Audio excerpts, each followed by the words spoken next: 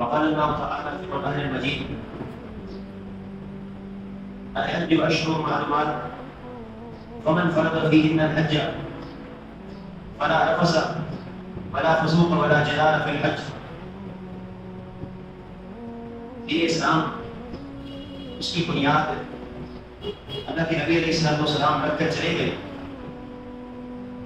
اور نبی علیہ السلام اپنی مرضی سے کچھ بھی نہیں کرتے. وما ينطق عن الهوى وما ينطق عن الهوى ان هو الا وحي يوحى.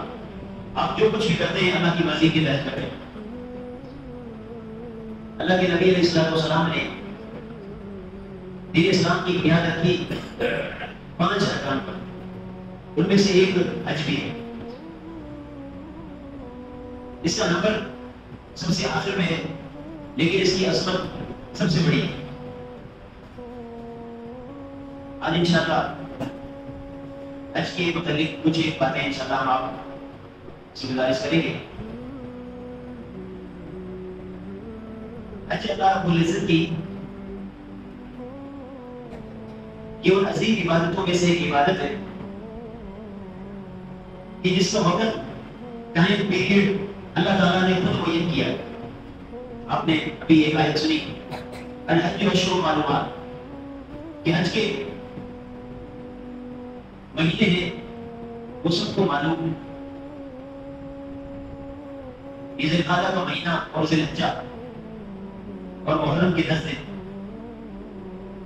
یہ سفر آنے جانے کا اور یہ سارے تقریباً 2 مہینہ 10 دن یہ بنتے ہیں، یہ حج کے مہینے کہلاتے ہیں. جو بندہ بھی حج کرنا چاہتا ہے، فرضی جو حج ہوتا ہے اس میں کم از کم 4 چیزیں ضروری ہیں. کسی بندے کو اگر حج فرض ہے، وہ اپنے آپ کو پہچاننا چاہتا ہے کہ مجھ پر حج فرض ہوا یا نہیں ہوا، تو 4 چیزیں اپنے اندر دیکھے گا. باقی نفلی حج ہم بھی کر سکتے ہیں، اس میں کوئی حرج نہیں تھا. سب سے پہلی چیز کہ مسلمان ہونا ضروری ہے.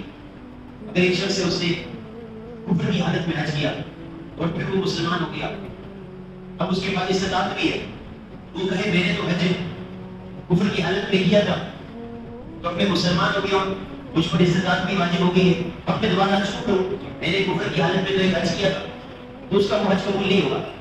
پہلی شرط کیا ہے کہ بندے کا مسلمان ہونا ضروری ہے.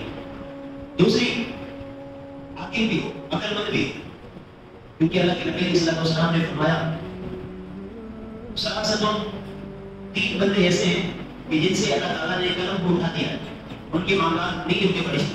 ان میں سے ایک مجنون ہے جس کو پتہ ہی نہیں ہے دنیا میں ہو کیا رہا ہے، تو ایسے بندے پر بھی حج فرض نہیں ہوگا. عقل مند ہونا ضروری ہے حج کے لیے. تیسری شرط بندہ بالغ بھی ہو. صحیح مسلم کی حدیث میں آتا ہے، عبداللہ بن عباس بیان کرتے ہیں کہ ہم لوگ اللہ کے نبی علیہ السلام کے ساتھ حج کے سفر پر تھے، تو ایک عورت نے اپنے بچے کو بلند کیا اور اللہ کے نبی علیہ السلام سے پوچھا کیا اللہ کے نبی اس پر حج ہے یا یہ بچہ حج کر سکتا ہے؟ اللہ کے نبی علیہ السلام نے فرمایا جی بالکل یہ حج تو کر سکتا ہے، بلکہ اجر، لیکن اس کا ثواب آپ کو ملے گا. اسی طرح جو چھوٹے بچے ہوتے ہیں وہ روزہ رکھتے ہیں، اس کا ثواب ان کے والدین کو ملتا ہے. وہ نماز پڑھتے ہیں، ان کا ثواب ان کے والدین کو ملتا ہے. چھوٹے بچے حج کریں یا عمرہ کریں، ان کا ثواب ان کے والدین کو ملتا ہے. لیکن یہاں جو میں مسئلہ سمجھانا چاہتا ہوں آپ کو، بالفرض اس بچے نے چھوٹے ہوتے ہوئے حج کر لیا، اب وہ بڑا ہو گیا، اللہ نے اسے مان عطا کیا، جسمانی صحت بھی اس کی ٹھیک ہے، اب وہ کہے کہ میں نے اپنی والدہ کے ساتھ 8 سال کی عمر میں حج تو کیا تھا نا میرے ساتھ، تو ایک حج مجھ پر فرض تھا، وہ میں نے چھوٹے ہوتے ہوئے کر لیا تھا، یہ اس کا حج ٹھیک تھا، لیکن حج کے لیے ایک بنیادی شرط ہے کہ بالغ ہونے کے بعد ہونا چاہیے. اس کو پھر دوبارہ حج کیا کرنا پڑے گا، سمجھ آیا مسئلہ؟ یہ 3 شرطیں میں نے آپ کو بیان کی. چوتھی شرط ہے کہ بندے کے پاس استطاعت بھی ہو.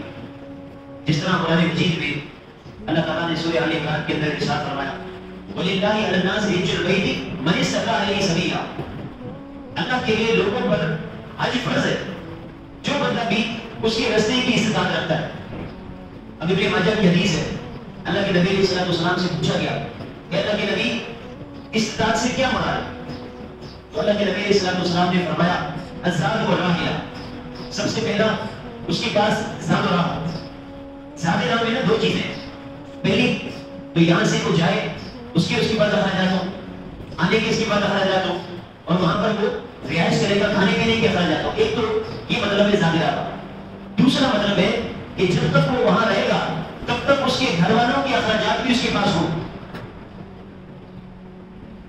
اللہ کے نبی علیہ السلام سے پہلے جو لوگ حج کرتے تھے وہ کہتے تھے کہ ہم اللہ کے یہاں حج کرنے جا رہے ہیں یا اللہ کا کام کرنے جا رہے ہیں، تو وہ زیادہ نہیں لیتے، ایسے ہی چل دیتے، پھر وہاں پر لوگوں سے مانگتے تھے.